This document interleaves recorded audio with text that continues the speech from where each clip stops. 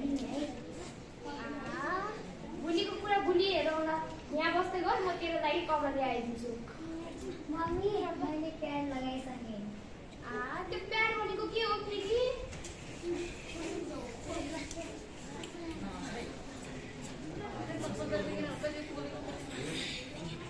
हाम्रो पालामा त कपडा प्रयोग गर्थ्यो, अब यस्तो भन्ने चिज हुँदैन थियो। के हो तैँले लगाइस् त? ल अब कोठामा बस्दै गर, म तेरो लागि पान तताएर ल्याइदिन्छु है।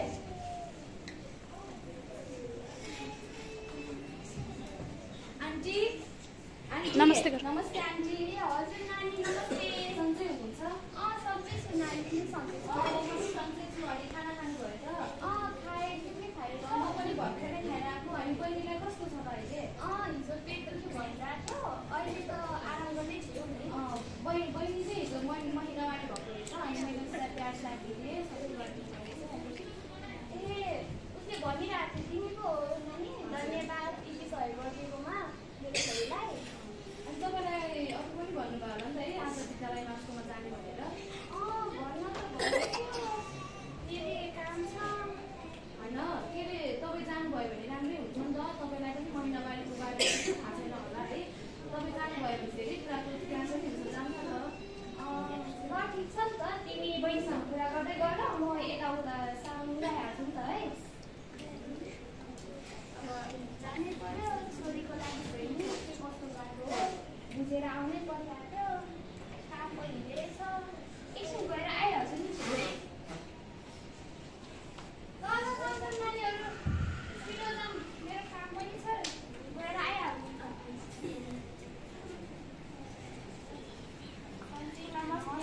नमस्ते नानीहरू। सन्चै छु नानी, तिमीहरू सन्चै छौ? सन्चै छु। बहिनी अहिले तिमीलाई कस्तो छ? ठिकै छ। अब त सबैजना आइपुगिसकेछ, हामी जान्न त है विद्यालय नर्सकोमा। नमस्ते बहिनी। नमस्ते। के हो त आज तिमीहरूले के समस्या पर्यो? सबैजना आएको छौ त? अनि उहाँ को हो नि? उहाँ चाहिँ उसको मम्मी हो। अनि त्यसपछि उहाँलाई लिएर आएको हामी। ए आउनु न दिदी, बस्नु न यता। तिमीहरू पनि बस्छ है त? ल के हो भन तिमीहरूको समस्या? बहिनीलाई चाहिँ हिजो भर्खर पहिलोचोटि महिनावारी भएको रहेछ। अनि त्यसपछि उसलाई महिनावारीको बारेमा त्यति थाहा थिएन। अनि मैले सबै गरिदिनुहोस् है। अनि हिजो नै तपाईँको जाम अलिकति महिनावारीको बारेमा बुझ्न सक्छौँ भनेको। त्यसपछि उसलाई अलिक आउन डरायो होला नि त। अनि मम्मीसँगै आउँछु भने अनि मैले चाहिँ हुन्छ नि त त्यस्तो भयो, उहाँको मम्मीलाई नै अलिकति कुराको जानकारी हुन्छ भनेर मैले चाहिँ उहाँको मम्मीलाई नै लिएर आएँ। ए तिमीलाई त धेरै धन्यवाद है त, आफूभन्दा सानो बहिनीलाई सिकाएकोमा। अनि तिमीहरूलाई पनि थाहा हुनुपर्छ यो कुरा। तिमीहरूलाई थाहा छ त महिनावारी भनेको के हो? ल भन त महिनावारी भनेको के हो त? महिनावारी भनेको चाहिँ महिलाहरूको योनिबाट रगत आउनुलाई महिनावारी हो, तिमीले पनि भनेको कुरा सही नै छ। अनि तिमीहरू मध्ये को महिनावारी भएको छ नि त? ए हो, ल त्यसो भए तिमीहरू पनि बुझिराख है त। म अझै केही कुराहरू थप्छु है। महिनावारी भनेको चाहिँ हरेक महिलाहरूको यौनीबाट हरेक महिनाको एकपटक रगत आउनुलाई महिनावारी भनिन्छ। महिनावारी हुँदा चाहिँ हामीले पोषणयुक्त खानेकुरा खानुपर्छ है। अनि सरसफाइमा पनि ध्यान दिनुपर्छ। महिनावारी चाहिँ प्राय 10 देखि 19 वर्षभित्रमा महिनावारी सुरु हुन्छ नि। भन्न सकिँदैन, कसैलाई त 11 वर्षदेखि पनि सुरु हुन्छ नि। दिदी तपाईँले महिनावारी हुँदाखेरि के लगाउनुहुन्छ नि? मैले त कपडा प्रयोग गर्छु बहिनी। अब घरमा छोरा मान्छेहरू हुन्छ, लाज भन्ने कुरा हुन्छ, त्यही भएर मैले त लुकाएर सुकाउँछु। ए दिदी यस्तो गर्यो भने त हामीले लगाएको त्यो कपडामा चाहिँ यो रगतहरू लाग्छ नि, त्यसलाई हामीले धोएर राख्दाखेरि सूर्यको किरण छिर्न पाउँदैन। अनि त्यसमा टाँसिएको कीटाणुहरू मर्दैन। अनि त्यहीबाट नै हाम्रो यौनीमा घाउ हुने अनि पाठे घर खस्ने भन्ने कुरा सुन्नु भएको छ? पाठे घरको क्यान्सर भन्ने कुरा सुन्नु भएको छ कि नै? मेरो पल्लो घरको बहिनीलाई नि पाठे घरको क्यान्सर लाग्यो भनेर सुनेको थिएँ। यस्तै कुरामा सरसफाइमा ध्यान नदिने अनि पोषणमा ध्यान दिएन भने हाम्रो शरीरमा चाहिँ विभिन्न समस्याहरू देखिन्छ।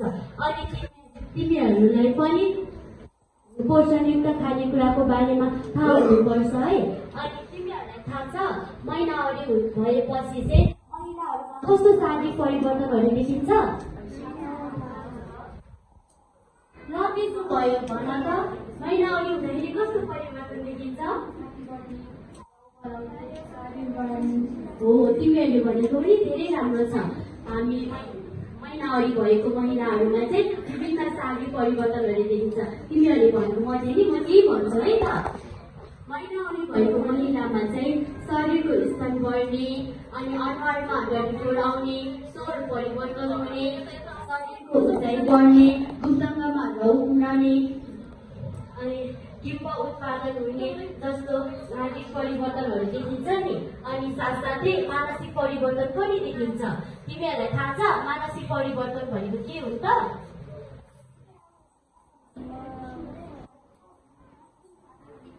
तिमीहरूले भनेको थाहा छैन भने त सुन है त। तिमीहरूलाई कहिले कस्तो झट्ट रिस उठ्ने भएको छ? हो, यसलाई नै मानसिक परिवर्तन त हो त।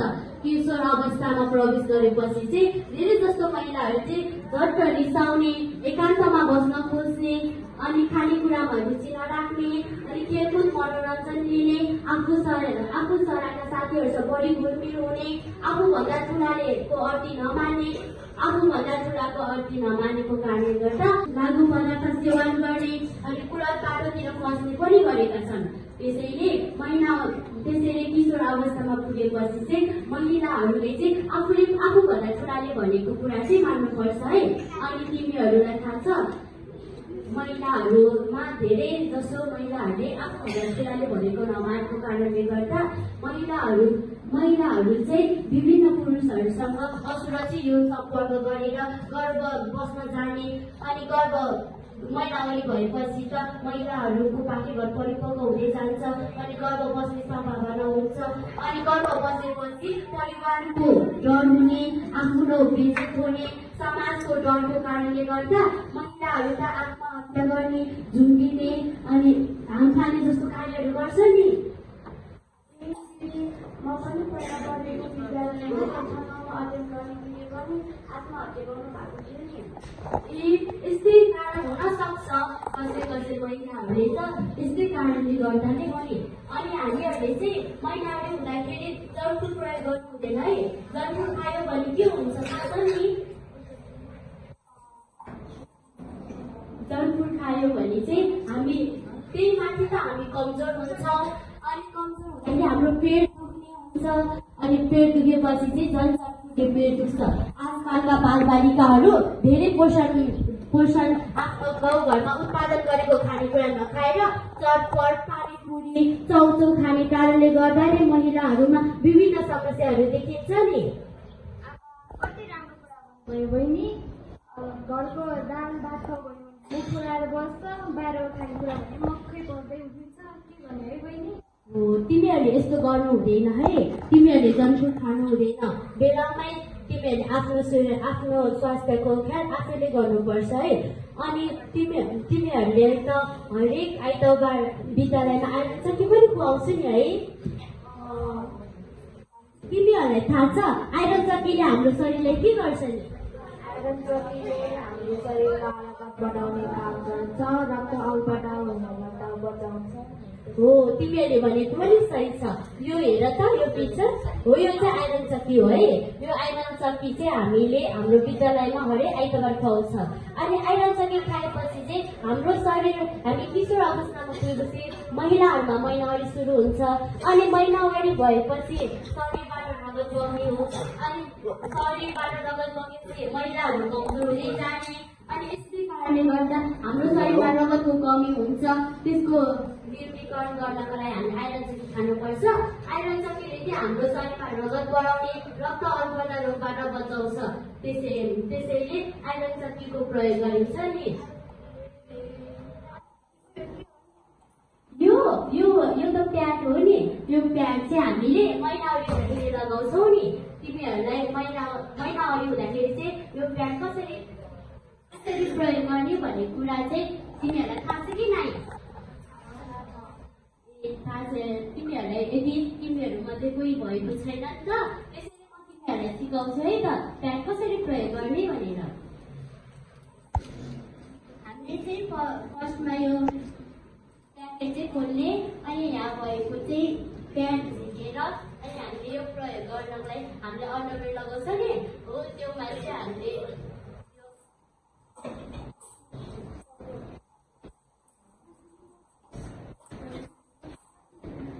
हामीले हाम्रो अन्डरवेयरको भित्रमा चाहिँ हामीले राख्नुपर्छ है। योमा चाहिँ हाम्रो यो बाहिरी प्लास्टिक हुन्छ कि हो, यो बाहिरी प्लास्टिक खोलेर अनि यो चाहिँ हामीले खोल्नुपर्छ। अनि यो चाहिँ हामीले अन्डरवेयरमा टाँस्ने, अनि यो बिच भागको यो प्लास्टिक हुन्छ नि हो, यो पनि खोल्ने। अनि यो खोलेर चाहिँ अन्डरवेयरको त्यो तलपट्टि साइडमा हुन्छ नि हो, त्यसमा त्यसरी हामीले टाल्यौँ भने चाहिँ यो हाम्रो रगत बगेको बेलामा रगत कपडामा राख्न सक्दैन। अनि यो यसरी टाँसेपछि तलमाथि पनि सर्दैन। अनि त्यसको प्रयोगले चाहिँ धेरै सहज हुन्छ नि। कति राम्रो चिज हो, लाउँदा नि सजिलो, हेर्दा नि सानो, अब फेरि धुँदै लाउनु पर्छ। यस्तो त गर्नु हुँदैन नि दिदी, यसलाई यसरी प्रयोग गरेपछि त अर्कोचोटि प्रयोग गर्नु हुँदैन। हामीले चाहिँ यसको प्रयोग गरिसकेपछि चाहिँ यसलाई एउटा निजी खाल्डा खनेर जानुपर्छ कि नत्र भई डस्टबिनमा फाल्ने। फेरि यो चाहिँ हामीले दिनैभरि एउटै प्रयोग गरेर राख्नु हुँदैन। यो चाहिँ हामीले दिनको 1-2 घन्टा 3-4 घन्टा पछि हामीले चाहिँ यसलाई चेन्ज गरिहाल्नुपर्छ। फेरि योमै रगत जम्मा हुन्छ अनि फेरि यो पाराले हाम्रो कपडामा लाग्छ, फेरि यो उनीमा पनि असर पर्न सक्छ। त्यसैले हामीले यो प्रयोग गरिसकेपछि चाहिँ यसलाई निजी खाल्डा खनेर फाल्ने, अनि यसलाई चाहिँ फेरि हामीले यो झिकेको प्लास्टिक हुन्छ नि हो, योमै फेरि यसलाई यसरी फोल्ड गर्ने, फोल्ड गरेर योमै गरेर यसरी फाल्यो भने बाहिर वातावरण प्रदूषण पनि हुँदैन। अनि यसले हाम्रो अरूलाई असर पनि पर्दैन, स्वास्थ्यमा पनि असर नपर्ने, वातावरण प्रदूषण नहुने। कति राम्रो चिज रहेछ, अबदेखि त म पनि प्रयोग गर्नु पर्यो। हुन्छ नि दिदी, हाम्रो बजारतिर यो प्रशस्त मात्रामा पाइन्छ, तपाईँले किनेर प्रयोग गर्नुहोस्। हाम्रा बहिनीहरूको लागि त हाम्रो स्कुलमा नै वितरण गर्छौँ। हाम्रा सरकारले हाम्रा बहिनीहरूको लागि भनेर त्यसको लागि छुट्टै नै हामीलाई वितरण गरेर पठाएको हुन्छ। हामी बहिनीहरूको लागि त स्कुलमै किन्छौँ। अनि महिनावारी चाहिँ कहिले रोपिन्छ नि? महिनावारी मैले तिमीहरूलाई महिनावारी सुरु त भने, तर रोकिन्छ चाहिँ भन्नुहुन्छ है। हाम्रो महिनावारी चाहिँ 45 कि 50 बिचमा चाहिँ हाम्रो महिनावारी रोकिन्छ नि।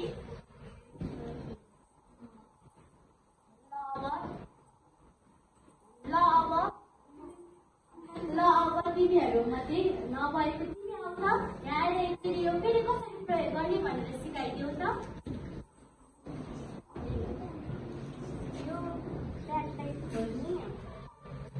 यसको बाहिरबाट रहेको प्लास्टिकलाई खोलेर हामी लगाउने अन्डरवेयरमा हाल्ने, भित्रपट्टि रहेको प्लास्टिकलाई पनि खोलेर अन्डरवेयरको पछाडि हाल्ने होइन।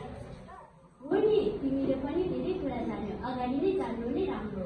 ल जानेर बस्छ। ल तिमीहरूले पनि धेरै कुरा जान्यौ नि होइन त?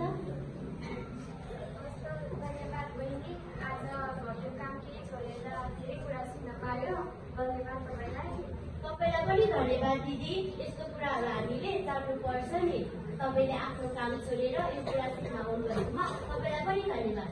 धन्यवाद शिक्षक, हामीलाई महिनावारीको बारेमा के कति जानकारी थिएन, हजुरले जानकारी गरिदिनु भएकोमा हजुरलाई धेरै धेरै धन्यवाद। धन्यवाद तिमीहरूलाई पनि। एकछिन बगाउँदा आज के हो तिमीहरूलाई थाहा छ? आज त महिनावारी स्वच्छता दिवस हो नि। हो नि, अब मैले तिमीहरूलाई यसरी सिकाए जस्तै गरेर गाउँतिर पनि हामी प्रचार गर्न जानुपर्छ है त। यहाँ एउटा ब्यानर छ, यो ब्यानर यहाँ एउटा ब्यानर छ, र सबैजनाले पढ त। महिनावारी लाज होइन, स्वच्छता हाम्रो अधिकार हो। दिदी तपाईँले पनि धेरै कुरा बुझिसक्नु भएको छ, तपाईँ पनि हामीसँगै जाउँ है। ए हुन्छ नि त बहिनी। ल जाउँ।